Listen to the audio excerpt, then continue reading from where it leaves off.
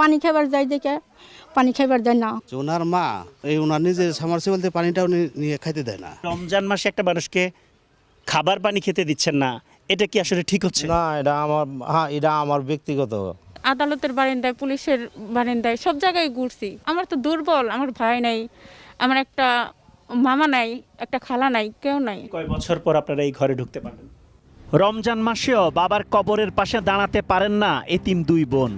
এমনকি বাবার ভেঙে যাওয়া কবরে মাটি দিতেও দেন না তাদের চাচা আবু জাহের। চাচার বিরুদ্ধে এমন অভিযোগ সুমাইয়া আফরিন শিমু এবং সাবিনা ইয়াসমিনের।